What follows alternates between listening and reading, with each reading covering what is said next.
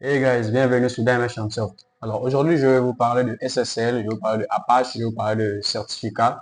Alors, ce que nous allons faire aujourd'hui, je vous propose un tutoriel sur l'activation d'un certificat auto-signé sur Apache en utilisant OpenSSL.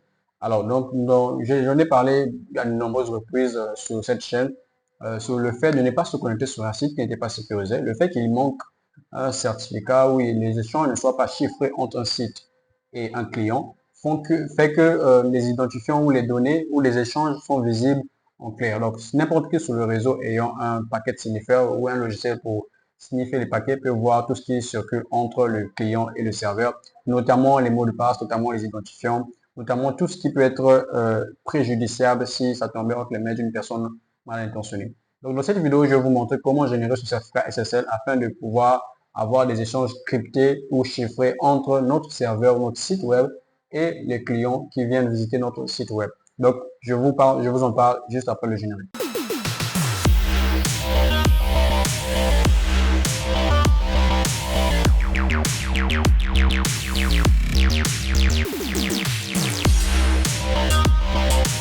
Alors, aujourd'hui, comme je l'ai dit, je vais vous montrer comment configurer un certificat auto-signé SSL en utilisant OpenSSL sur Ubuntu, sur notre serveur web Apache. Alors, pour suivre ce tutoriel, vous avez besoin de trois outils. Déjà, je le fais sur Ubuntu, donc vous avez besoin d'être sur Ubuntu. Vous pouvez être aussi sur Kali Linux. Donc, une base Debian, ce serait une bonne chose pour mieux suivre le tutoriel. Et vous avez besoin également de serveur web Apache. Vous avez besoin également de l'utilitaire OpenSSL. Alors, Apache, ce sera notre serveur web. OpenSSL va nous permettre de générer des clés et des certificats. Alors, donc, sur ce, nous allons commencer. Alors, me voici sur notre serveur web Ubuntu, le serveur web Ubuntu. Donc, je vais commencer par mettre à jour les paquets. Sudo apt update. Toujours important, le bon réflexe, toujours mettre à jour les paquets avant de commencer à faire quoi que ce soit sur Linux. Donc, ça met à jour les paquets. Les paquets sont à jour. Alors, la commande pour installer Apache, c'est sudo apt install Apache 2. Donc, sudo apt install Apache 2. Ça, c'est pour installer Apache. J'en ai déjà sur mon serveur, donc pas besoin de l'installer. Pour OpenSSL, c'est la même chose. C'est sudo apt install OpenSSL. Si je lance la commande, vous verrez que il est déjà installé. Vu qu'on dit OpenSSL is already the newest version. Donc, c'est déjà installé. La nouvelle version est déjà installée. Alors, nous savons que Apache stocke les sites web dans le fichier, dans le répertoire var www.html. Donc, j'ai déjà mis notre site web que nous allons tester dans ce répertoire-là. Alors, le but, ce serait de tester la navigation sur un site web sans HTTPS, donc avec HTTP simplement. Donc, un site web qui n'est pas chiffré, où il n'y a pas de chiffrement entre le serveur et le client. Donc, on va voir que quand nous nous connectons sur un site web qui n'est pas sécurisé, tout est visible en clair. Donc, comme je l'ai dit tout le temps sur la chaîne, il ne faut jamais accéder à un site qui n'est pas sécurisé parce que vos identifiants sont visibles en clair. Tous vos échanges entre votre navigateur, votre client, votre navigateur et le site web seront visibles en clair. Donc voilà, c'est ce que nous allons faire. On pourra premier temps voir comment c'est visible, comment capturer des mots de passe, comment capturer les données qui sont visibles en clair en utilisant HTTP sur un site qui n'est pas sécurisé.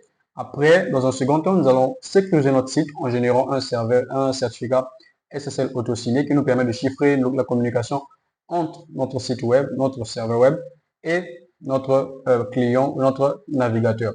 Après, nous allons essayer de revoir sur Wireshark comment est-ce qu'on peut capturer les identifiants sur un site qui est sécurisé. Normalement, ça ne se passe pas. Je ne vais pas dire impossible puisqu'il y a des méthodes pour le faire, mais ça devient un peu plus compliqué, plus complexe. Il faut générer les certificats et tout ça.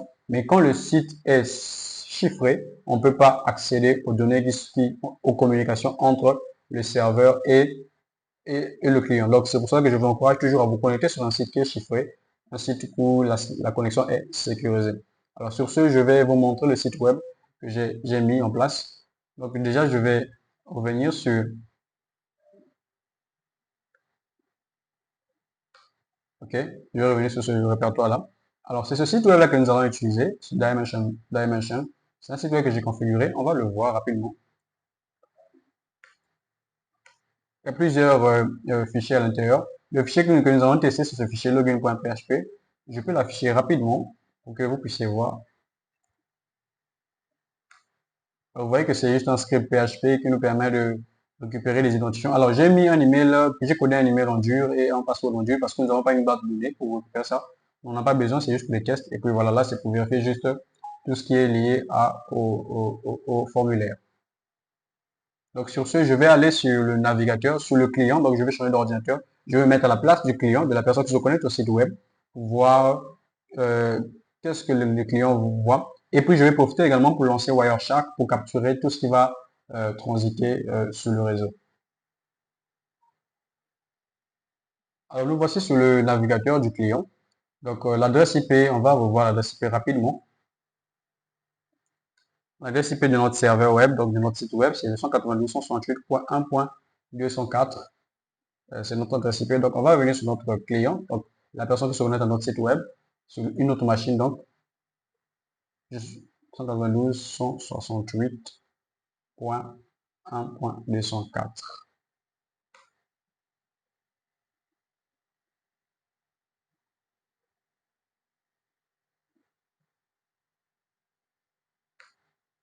Ok, alors voici notre site web Dimension Soft Dimension.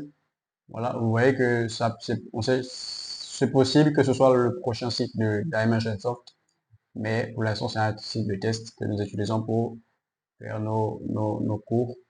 Alors, donc, je vais aller sur, maintenant que nous avons accès à ce site-là, en HTTP, vous voyez bien qu'on a écrit Note Secure, ne jamais se connecter sur un site, comme je le dis tout le temps, ne jamais se connecter sur un site où c'est écrit Note Secure, parce que cela signifie simplement que le site n'est pas fiable ou quoi que ce soit d'autre. Donc, je vais aller sur Wireshark pour voir si je peux capturer les échanges entre ce site et le navigateur. Alors, me voici sur Wireshark. Je vais choisir déjà l'interface. Alors, il faut prendre l'interface qui écoute les échanges entre les deux, donc entre le client et le serveur. Donc, cette interface, pour moi, dans mon cas, c'est le bridge. Donc, je vais écouter sur cette interface-là l'échange entre le client et le serveur. Je lance. Je vais filtrer, je vais juste voir les requêtes HTTP. Donc, je vais repartir sur mon client. Alors, me voici sur le client. Je vais reload. Donc, je vais recharger la page pour pouvoir générer du trafic. J'ai rechargé la page. Je vais repartir sur Wireshark pour voir si Wireshark a capturé le trafic qui a été généré. Alors sur Wireshark, je vois qu'il y a du trafic qui a été généré. Je vois le trafic provenant de mon adresse IP source, donc de la machine du client, de la personne qui visite le site web, 192.168.1.124, vers la machine du serveur, là où est hébergé notre site web, 192.168.1.204. Et je vois que tout est en clair. Je peux entrer et voir. Tout est en clair. On voit qu'il y a le user agent qui est affiché. On voit qu'on a beaucoup d'informations. Maintenant, pour plus d'informations, on va aller ici, on va aller sur cette deuxième, sur la réponse que le serveur a envoyée. On vient ici, on clique droit, follow, TCP stream. Et là, on a beaucoup plus d'informations. On voit le user agent, le user agent qui est utilisé. On voit la réponse du serveur, y compris les informations sur le serveur. Donc ça peut être très dangereux sur une personne. Pour une personne qui est en train de sniffer tout ça sur votre réseau, peut mieux avoir plus de détails sur votre serveur, plus de détails sur vos équipements. Donc on voit que la version du Apache est 2.4.52, c'est sur Ubuntu. Et on a beaucoup de choses qu'on peut utiliser ici là pour faire du mal. Alors on va maintenant essayer de nous connecter sur le site web pour voir si Wireshark peut capturer les identifiants réseau, comme le site est en HTTP. Donc je vais revenir sur le client, l'ordinateur du client, pour me connecter, pour essayer de mettre mes identifiants. Alors vous voyez que là, à droite, ici de mon écran, il y a cette icône-là qui est le login. Donc je vais cliquer dessus. Et ça me ramène sur cette page de connexion. Je vais donc mettre les identifiants que je vous ai montré, que j'ai codé en dur. Donc c'était test, example.com et le mot de passe c'était password 1, 2, 3. Je vais login. Ça me renvoie sur la même page. Le but c'est le test et j'ai pas créé une page de redirection. Et on va revenir sur Wireshark et on va prendre notre filtre HTTP pour voir s'il y a de nouveaux paquets qui ont été. Alors, on voit ici qu'il y a de nouveaux paquets qui ont été capturés par Wireshark. On voit notamment cette requête get et on va aller plus en profondeur. On va faire un clic droit et on va aller sur TCP Stream. Et là, on peut voir qu'il y a beaucoup de trucs qui sont visibles. Alors déjà, le serveur web n'est pas très sécurisé, le site web n'a pas été fait pour être sécurisé. C'était juste pour vous montrer que les échanges, comment c'est visible en clair sur le réseau pour un site qui est sur HTTP. Alors donc, on voit que le password, l'email, le test email est visible en clair. Le password également est visible. Donc, on a accès à ça. Une personne qui est connectée sur votre réseau peut capturer votre trafic réseau et voir votre mot de passe, voir votre adresse email et voir aussi votre cookie. Le cookie est très important parce que le cookie est généré pour une session de Donc, je peux utiliser votre cookie pour vous connecter directement à sur votre compte en utilisant votre session sans pour autant saisir le mot de passe et l'identifiant. Le cookie est suffisant. Donc, je vois tout ça. Je vois que toutes ces choses-là sont visibles. Donc, c'est très, très dangereux que si une personne mal intentionnée a accès à ces choses-là, normalement, ça ne doit pas arriver. C'est pour ça que je déconseille toujours de visiter des sites web non sécurisés parce que vous vous exposez à ce qu'on appelle des data breach ou bien le vol de données ou bien les données sont disponibles ou visibles pour tout le monde. Alors, maintenant que nous avons vu ça, nous allons aller dans un deuxième temps pour sécuriser notre site web, voir que activer SSL et activer HTTPS générer un certificat que nous allons mettre dans notre site web et pour revenir pour voir comment est-ce que nous verrons désormais les informations ou la communication entre le serveur et le client. Mais avant ça, je vais aller sur le site web, sur le navigateur, pour vérifier que le site web n'a pas SSL et HTTPS n'est pas configuré sur le site web.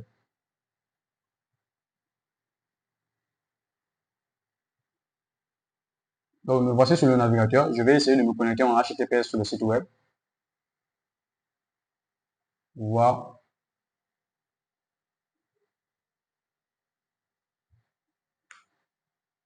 Je vais essayer de me connecter en HTTP. Je vois que c'est unable to connect. Donc, incapable de se connecter. Donc, HTTPS n'est pas activé par défaut sur notre site web. Donc, il va falloir l'activer et générer un certificat pour chiffrer les communications entre le client et le serveur. Alors, je vais remettre la version HTTP qui est notre sécurité. Donc, on va aller maintenant sur notre serveur.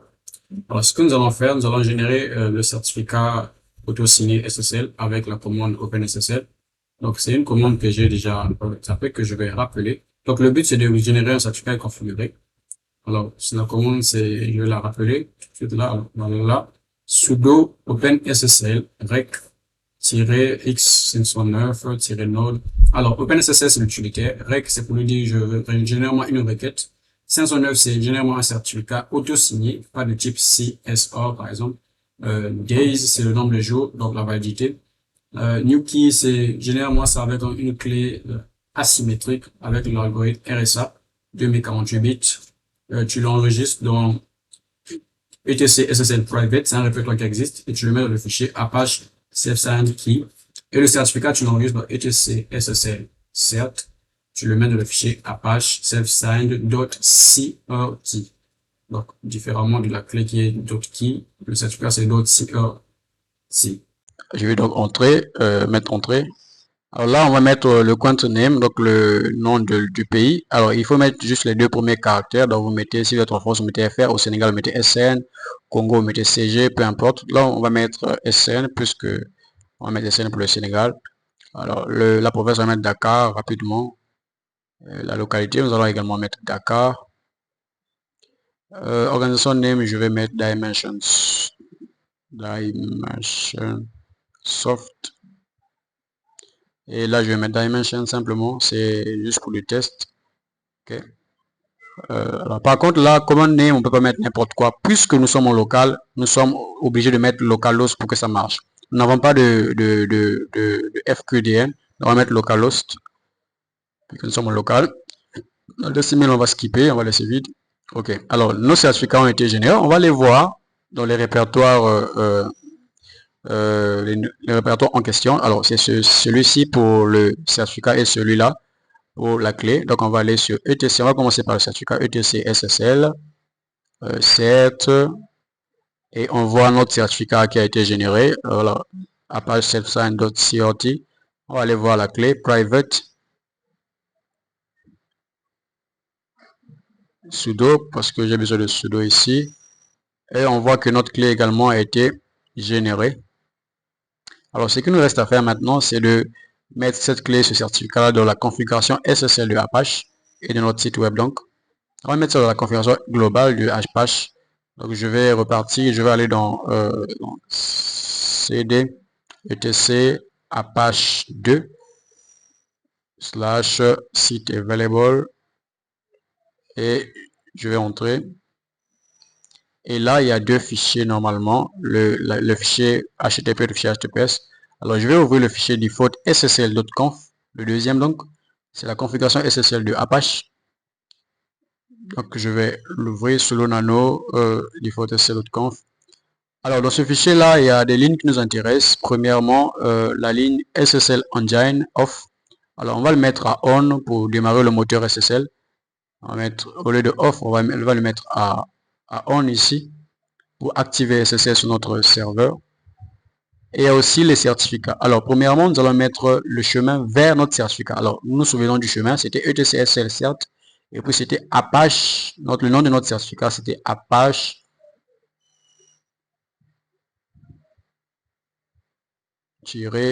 self-signed .cert et Apache self-signed .key.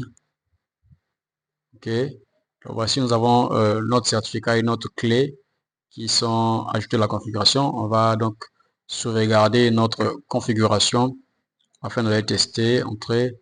Alors, on va maintenant activer le module SSL de Apache. C'est nécessaire, sudo A2 pour Apache 2. Enable mode, donc enable activation du module SSL simplement. Et on va aussi activer le site SSL, la version SSL du site. Apache 2 enable site cette fois-ci.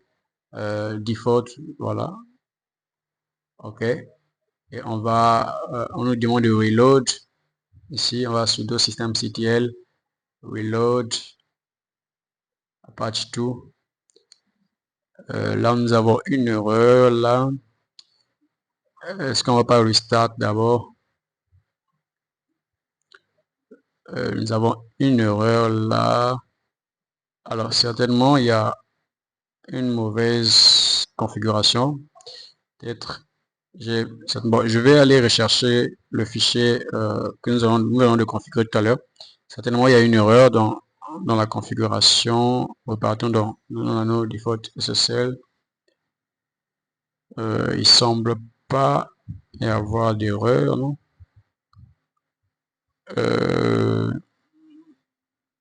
Normalement, on va réessayer à nouveau. Sudo systemctl restart Apache 2, toujours.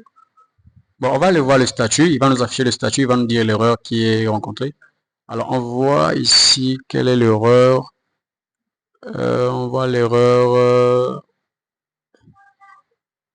Alors, j'ai vu l'erreur. L'erreur, c'est au niveau de la ligne du certificat. Alors, setsign.cert. Alors, il n'y a pas E, c'est CRT simplement. Il n'y a pas CERT. Donc, c'est l'erreur. On va aller modifier ça tout de suite là. On va modifier ça. On va remettre le bon chemin et le bon fichier, la bonne extension. Donc, on va lever le E. C'est simplement E. Allez, on va sauvegarder. Et on va reload. Faut restart d'abord, je crois. On va restart et ensuite reload. Ok. Alors là, normalement, notre site a été configuré pour fonctionner en HTTPS. Donc, on va tout de suite aller vérifier est-ce que le client est capable d'accéder au site en HTTPS. Nous l'avons vu avant qu'il ne pouvait pas, puisqu'il n'était pas configuré. Donc là, on va aller sur notre site. Alors là, nous sommes sur la version HTTP. C'est pour ça que nous voyons le Node Secure. Alors, je vais ouvrir un nouvel onglet. Et je vais me connecter à la version HTTPS de notre site web. HTTPS 192.168.1.204 dimension. Alors, on voit que l'erreur est différente. Cette fois-ci, le Firefox reconnaît le site SSL, le site HTTPS, mais ne reconnaît pas le certificat puisqu'il a été émis par une autorité de certification qui n'est pas reconnue. Mais on va cliquer Advanced quand même, puisque c'est nous-mêmes qui avons fourni ce certificat. On va accepter et continuer. Alors, nous voici maintenant. On voit que ce n'est plus notre Secure, c'est maintenant la serrure pour montrer que nous sommes bien. Voilà la différence. Ici, c'est notre Secure HTTP. Et quand on vient sur HTTPS, on appuie sur message, mais on a la serrure, mais avec cette icône pour montrer que le certificat ne provient pas d'une autorité de confiance. Voilà, donc voici, on peut vérifier que nous sommes bien sur la version HTTPS de notre site web. Alors, on va aller sur, je pense que là, on a pu se connecter. On va aller sur Wireshark pour voir est-ce que Wireshark a capté le flux HTTPS. Alors, pour ça, il va falloir qu'on modifie le filtre. Alors, vous savez que HTTPS fonctionne sur le port 443. Donc, on va mettre en place un filtre qui va nous afficher tout le trafic lié à ce port-là. 443. Et pour plus de détails, pour être plus précis, nous allons signifier aussi, ici, nous allons signifier le port de destination, l'adresse IP de destination. Nous allons dire, tu nous affiches ce port 443 et tous les paquets dont l'adresse IP de destination, c'est l'adresse IP de notre serveur, c'est-à-dire le 192.168.204. Et on va entrer, voilà, on va sélectionner, on va afficher tout ce qui correspond. Alors, on voit ici que on a des paquets qui remontent, sur notre sur Wireshark, des paquets qui remontent. Alors, on peut voir ici que tout est chiffré. On ne voit plus ce qu'on voyait avant. On voit le client Hello ici, dans l'établissement de la connexion. On peut voir que tout est chiffré, pas comme avant. Avant, on avait des informations claires. Le client Hello est là. Pour le TLS uncheck. Et on peut voir ici Application Data. Alors, Application Data est maintenant chiffré. On n'a plus accès en clair. On peut voir, tester, follow, TCP stream. Et on voit que tout est chiffré. Tout est chiffré. On n'a plus accès à rien. On n'a plus les informations qu'on avait, comme le user agent, le nom du serveur, tout ça. On n'a plus ça. Alors, on va essayer maintenant de nous connecter sur... je pense que ouais, tout est chiffré là. Maintenant, on va tester la connexion sur le login form, donc sur la page de connexion, pour voir est-ce que les identifiants seront captés. Pour l'instant, je vais devoir stopper cette capture-là et je vais préparer un filtre. Je vais préparer un filtre ici, le même filtre qu'avant. TCP port equal to 443. Le même filtre qu'avant, j'aurais dû l'enregistrer d'ailleurs. API destination. OK.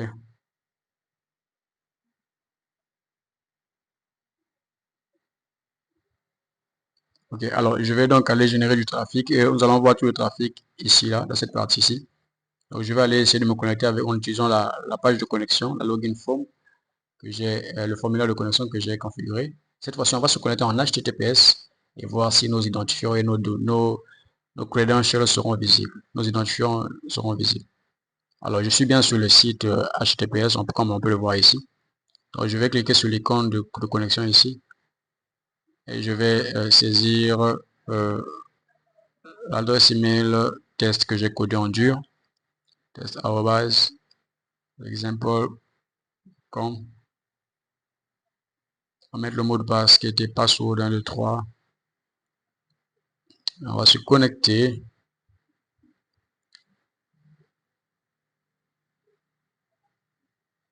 Et on va voir sur Wireshark le résultat de nos... Voilà, et on voit que tout est chiffré, jusqu'alors tout est chiffré.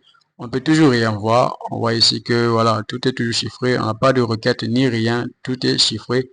On a accès à pratiquement rien. Bon, on voit ici Cipher Spec pour nous montrer que les applications sont chiffrées. Et on voit aussi ici, on revoit le client Hello. Alors, on peut essayer de voir Application Data, voir si on peut voir quelque chose. TCP Stream, et il n'y a toujours rien. Il n'y a ni mot de passe, ni rien. Tout est chiffré puisque le certificat chiffre nos... et la clé, tout ce que nous avons mis en place chiffre la communication entre le serveur et le client. Alors, le voilà un peu. Alors, ce que nous allons faire maintenant, ce n'est pas évident, ce n'est pas intéressant que la version HTTP et la version HTTPS soient disponibles. Donc, ce que nous allons faire, c'est que nous allons obliger toute visite de notre site web en HTTP soit redirigée vers la version HTTPS de notre site web. Donc, on veut que si quelqu'un visite notre site en HTTP, la personne soit redirigée vers la version HTTPS de notre site web. Donc, nous allons le faire tout de suite. Alors, nous allons donc, comme je l'ai dit, nous allons donc mettre en place la redirection HTTPS. Alors, ce qu'il faut faire premièrement, c'est simplement d'aller dans notre fichier, la version HTTP du serveur. Donc, on va aller dans le fichier, on va sudo, ici, on va aller sudo nano etc apache to, ça on va aussi, ici on va simplement, c'est site available, ok, on met notre mot de passe, c'est pas le bon fichier, le fichier c'est plutôt 00, ok. Alors là, ce qu'on va faire ici, on vient déjà ici pour, on va ajouter quelques directives. Alors les gars, ces directives-là sont disponibles dans la documentation d'Apache. Donc pour mieux savoir utiliser un outil, il faut aller lire la documentation. Je ne les ai pas créées, je ne les ai pas voilà, imaginées. Donc la première directive, c'est Rewrite Engine. Donc, on va le mettre à on. Ok, on va ensuite mettre la deuxième directive, Rewrite Condition. Donc ça c'est la condition. Si, voilà, si HTTPS,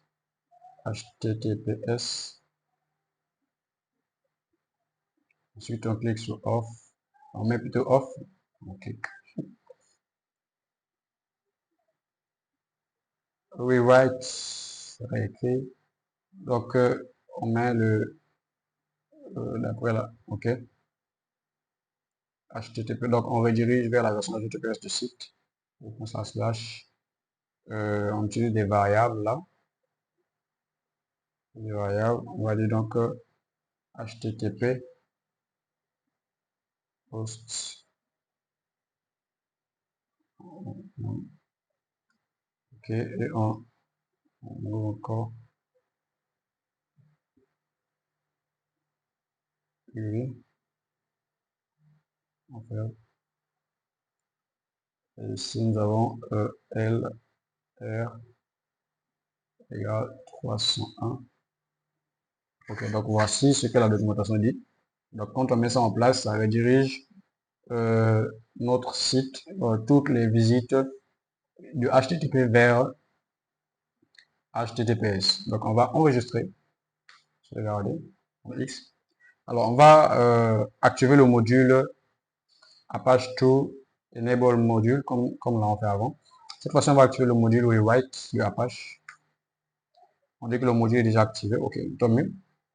Alors maintenant que on va redémarrer Apache, systemctl restart Apache Apache 2, toujours le A. Start Apache 2. Je pense qu'il y a encore une erreur de la configuration ici, je crois. Hein. Qu'est-ce qu'on a mal mis ici? Voyons un peu ce qui a été écrit. Write engine on, write condition, HTTPS off, write rule.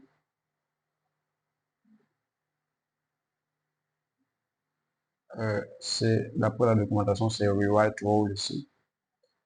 C'est la règle de redirection, c'est la règle de règle. C'est rewrite rule ici. Que normalement, ça doit nous laisser tranquille. Ouais, super. Ça nous laisse tranquille. Alors, ce qu'on va faire, on va maintenant aller retester notre site web sur la version HTTP sans HTTPS et voir si ça nous redirige automatiquement vers la version HTTPS. Donc voici, nous sommes sur la version Node Secure, vous le voyez bien, la version HTTP. Alors on va réactualiser la page et je vois qu'automatiquement ça nous dirige vers la version HTTPS. Donc, peu importe ce qu'on va mettre. Donc, si je fais http 188, puis je mets chaîne ici, je mets entrée. Obligatoirement, ça nous redirige vers la version HTTPS. Donc là, la version HTTP nous ne voulons plus la version HTTP, donc désormais, ça nous dirige directement vers la version HTTPS. Voilà. Alors voilà, cette erreur-là, quand vous pouvez ajouter le certificat qui a été fourni directement dans le navigateur. Et sinon, là, vos informations ou vos communications sont dorénavant chiffrées. Alors les gars, j'espère que cette vidéo vous aura aidé. J'espère que ça sera usable, comme disent les anglophones, donc français, comme on dit, utilisable, ou bien ça va vous servir à quelque chose. Voilà. Donc j'espère vous retrouver bientôt pour d'autres tutoriels sur Wireshark. Si vous voulez des tutoriels sur Wireshark, vous laissez juste un commentaire ici là. Vous voulez des tutoriels sur Wireshark. Et également à propos des paquets, j'en ai parlé dans une de mes vidéos qui est sur la chaîne ici. Alors j'ai parlé des paquets, puisque peut-être que vous avez vu Wireshark, vous avez vu j'ai parlé des paquets. Pour mieux comprendre ça, il y a une vidéo que je vais mettre juste là au-dessus. Vous pourriez mieux comprendre c'est quoi un paquet, tout ça, pour les personnes qui veulent avoir plus de détails. Donc prenez soin de vous et à plus.